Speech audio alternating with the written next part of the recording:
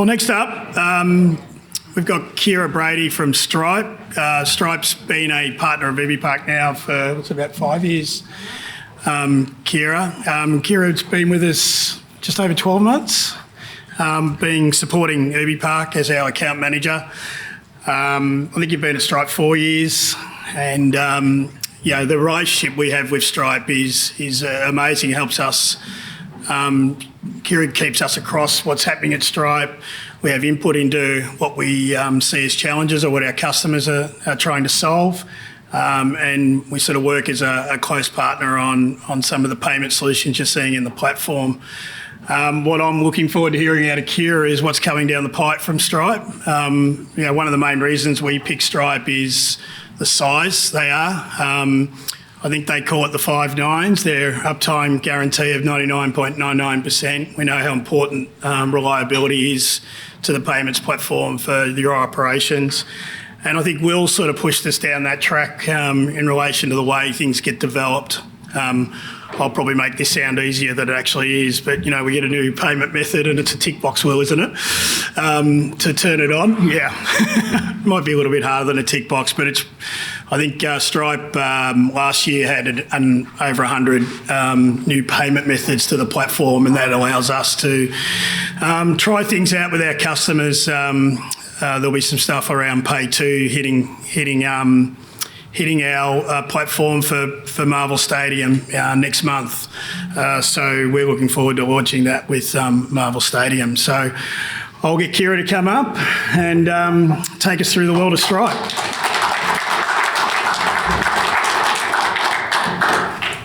Good morning, everyone. Thank you, Moston, for having me here today. Delighted to be part of UbiCollaborate 2025. Thank you so much for making me follow Bobby. Not great. But I work on the platform partnerships team at Stripe. And today I will be talking to you about the very sexy topic of payments. Today I'll go through the trends that are shaping the payments landscape right now, explore the future trends that are shaping the landscape of tomorrow, and really dive deep into why the payments experience is critical to your customer experience. So I thought it would be good to start with an update on how Stripe is performing both globally and in Australia. In 2024, businesses that run on Stripe processed 1.4 trillion in payments volume. A lot of zeros. And what's interesting is that as Stripe scales, our growth rate is also accelerating. 38% year-on-year growth in 2024 versus 30% year-on-year growth in 2023. Now, when we look at global GDP growth, we're seeing a different trend. Global GDP growth is expected to grow at 2.9% this year. And in Australia, it's an even lower percentage at 2.3%. This modest growth rate presents what we see as an outsized recovery opportunity. Because a lot of the challenges that were slowing down growth in Australia are easing. Inflation is retreating. Borrowing costs are easing. Unemployment remains low. Household savings are in recovery. Now, there are still some headwinds: a lag in productivity, consumer caution, volatile global trade policies. So the question is, where are the growth opportunities? From our vantage point, we believe there's a lot to be excited about. And this excitement and optimism is fueled by the growth of the digital economy. According to Forrester's latest report, the digital economy is expected to grow from 11.8 trillion in 2023 to 16.5 trillion by 2028. And it's not just tech companies fueling this growth.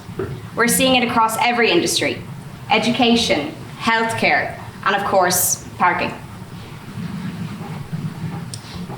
And this accelerated growth is also something that we're seeing on Stripe. Businesses that run on Stripe are growing 7 times faster than that of all S&P 500 companies. The Stripe platform is presenting opportunities that simply do not exist elsewhere. We're very proud to say that in Australia and New Zealand, we are now supporting over 1 million customers. From solopreneurs to startups like Leonardo AI, Heidi Health, to large enterprises like Bunnings. They're all harnessing the power of the digital economy to drive growth. So we know that innovation is accelerating, and we're seeing huge generational shifts in commerce today. New technologies are arriving at an unprecedented speed and scale. Two trends appear front and center today: customer experience and payment optimization. As we look ahead, there are two revolutions shaping the future payments landscape, and that is global money movement and agentic commerce. Customer experience is changing. Buyers are demanding seamless, immersive experiences. At the same time, payment costs are material. So balancing cost, authorization, and fraud is key to business success. When we look at tomorrow, stablecoins are going to simplify global trade, and agentic commerce is completely changing how customers discover and purchase. So let's dive into the first trend of today: customer experience. The payments experience is a huge differentiator in your customer experience. A shocking 85% of consumers globally abandon their cart if their preferred payment method is not offered. Imagine you're shopping online and you get to the checkout page and you're being asked to input your 16-digit card number. You've lost me. If I can't pay by Apple Pay, Google Pay today, sometimes I'm not carrying out that checkout experience. We have seen a 72% growth in non-card payments across Australia and New Zealand in the last 12 months alone. So Apple Pay, Google Pay, Zip, Afterpay. And for that reason, this year alone, we've added 25 new payment methods, including Pay2 in Australia, BEX in New Zealand, bank transfers in Canada, and this is on top of the already 100 payment methods that we support today. We also understand that the in-person experience is critical, and that's why we have our Stripe Terminal and Tap to Pay options. And Marvel Stadium is actually a user of these today. We're super excited to announce our newest reader as well, the S710. This device has cellular connectivity, allowing you to continue transacting even if the Wi-Fi goes down. We also announced our partnership with Verifone this year, and this will give customers access to third-party hardware and unlock new use cases: printer-enabled, self-service, weatherproof. So we're super excited about this partnership. Basically, the goal is to unify the payments experience across online and in person, creating a cohesive customer experience. The second trend of today is payment optimization. Did you know that 73% of global enterprises that are on Stripe choose to leverage our optimized checkout suite? The companies that want to move fastest of all completely outsource the checkout experience to Stripe and use our fully hosted payments page. This includes all leading AI companies.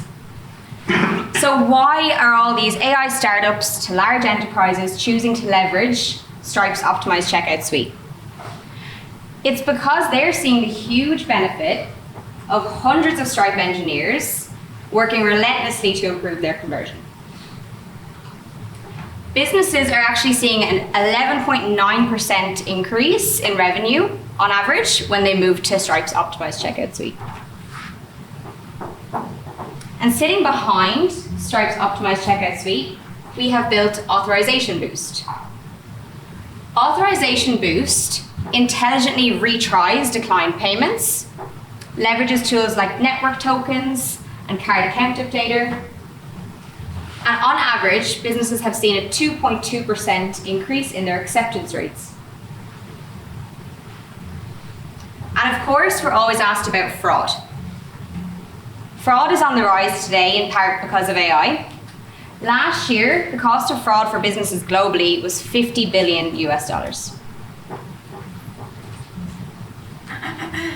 Luckily, there's a 90% chance that a charge being made is by a card that Stripe has already seen in Australia and New Zealand. And this gives Stripe customers a huge advantage because we are leveraging this data to build our fraud prevention tools today. In fact, since 2018, our Radar, our fraud prevention tool, has blocked 181 million in payments, and that's just across Australia and New Zealand. So in summary, today, we can help boost revenue and increase authorization rates. We can reduce costs with always improving optimizations, deliver a seamless, cohesive, unified customer experience, and unlock insights to help you drive growth. Now, while we care about solving the challenges of today, we're also hyper committed to helping you unlock the growth opportunities of tomorrow. So let's take a look at global expansion. We see a huge opportunity for businesses to gain more global market share today. Since 2018, there's been a 40% growth in cross-border transactions on Stripe. And 1 in 4 Australian businesses on Stripe sell cross-border today. With global money movement and expansion comes huge logistical challenges. And Stripe is aiming to solve that for businesses. With our adaptive pricing tool, we are allowing currencies to be localized and people to pay in their preferred currency. With our optimized checkout suite that I mentioned earlier, we're surfacing the payment method that makes most sense for where the customer is based. And with Stripe Tax, we're taking away the complexity of tax, now supporting physical goods in over 102 countries. Switching gears to stablecoin, this is a big bet Stripe is making to simplify global trade and reduce friction. So firstly, stablecoins are cryptocurrencies designed to maintain a stable value by pegging to another asset like the US dollar, giving you the benefit of digital currencies without the price volatility. What stablecoins can do is open up trade routes and give you access to high growth markets that are typically underserviced by legacy financial services. It's still early days and our global rollout plans continue, but we're confident that stablecoins will be the infrastructure that simplifies global trade in the future. And now on to the buzzwords of today, which I'm sure you'll hear a lot more about later on, AI and agentic commerce. 78% of the Forbes AI 50 are building on Stripe. And the others actually don't accept payments today. We all know that Australia has been an early adopter in tech, and it's no different when it comes to AI. Recent research says that 70% of Australian leaders are already using AI in their day-to-day, across customer service, sales and marketing, fraud detection, and product development, and everything in between. OpenAI's recent research says that there's $80 billion US in productivity gains alone. And it's just the beginning. Now on to agentic commerce. Stripe has long since optimized the checkout experience for humans, but now we are doing so for a new buyer, the AI agent. Your customer relationship is being intermediated, and we need to meet the customers where they are. From March to June this year, we saw a 50% surge in agentic AI in Australia. AI agents are discovering, deciding, and even transacting on behalf of the customer. This is an absolute force. In early October, Stripe announced a partnership with OpenAI and Etsy and developed a first of its kind agentic experience. An AI agent, like ChatGPT, acts as a personalized shopping assistant, guiding a user through the entire purchase. Stripe handles the back-end payments, And what you're getting is an instant checkout experience without even having to leave the AI chat. Now that's pretty sexy.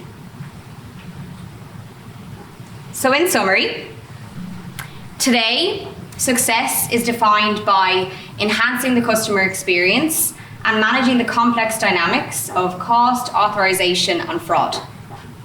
Looking ahead, global expansion is easier and faster, and we believe that stablecoins is what will make this happen. And agentic commerce, it's not coming, it is here. And at Stripe, we are moving with urgency and focus to ensure that we unlock these growth opportunities for the businesses that run on Stripe today. So thank you very much. And any questions? Have you got any questions for Ciara from the audience? Steve? Yeah, a lot of parking is still unattended with cloud present. Do you have any ambition to integrate with parking vendors to deliver a Stripe service globally? Yeah, so this has come up with myself and Moston recently. And on that slide with the Verifone partnership, we have a device, the UX700, which will support an unattended use case. So actually Dublin Airport is trialing this right now. So absolutely, it is something we're interested in. Will you deal directly with the global vendor for their parking systems? Or? Well, it might be done through UbiPark, Steve. But we can, Me to it. We can talk to you about how that might work. But yeah, we've had some early chats with Stripe. We've been chatting around with Stripe for a couple of years now, and now that they're getting into that hardware, it sort of has opened up the discussion again. Exciting. Any other questions from the audience? I've got one. You've triggered my mind around the ChatGPT or the Open AI. So can you see payments for parking being done from inside the ChatGPT app? Yeah, because I was thinking about this before I came here today, and maybe there is a future where someone can book a parking spot literally within AI, right? So that's where I see that potentially happening. Again, early days, but I think the fact that we have this partnership is like, if that happens, we can support that, right? Great, we'll be definitely looking into that. Yes, Brett? Stripe with your credit card surcharge review Yeah, I think ultimately it's supposed to simplify things for the customer, right? And save the customer money. I've got an opinion on it.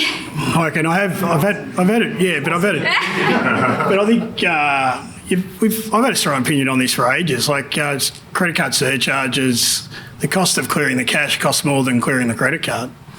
But we don't hit people for a surcharge for the cash payment. It's being used a way to make money for a long time. So especially around debit cards, which are virtually a very, very low transaction value costs in there, are being whacked in with the same as an Amex card that might be tied to Qantas. Yeah, and ultimately, the interchange costs are supposed to come down with this change, right? So for businesses, it should help them. So yeah, I mean, to be confirmed, right? Nothing is set in stone. Might be interesting for a few parking models too that are out there where they're surcharging the customer, and how that might look for a city, for example. Martin, you had a question? Yeah, what's your policy on data residency when it comes to where you store data? Can you pick guarantees which can't be there and stuff like that? Because in the parking, obviously, we are involved in really constructions. All of a sudden, you're like Sophia and stuff like that. Yeah, we come across that, and we indicate that the data is being held in the US, and as long as it's under those Western rules and not in our country, we haven't had any issues turning it on. But we are open around that when we respond to a tender or when you're answering a cybersecurity questionnaire. Any other questions? Very good. Well, thank you, Ciara.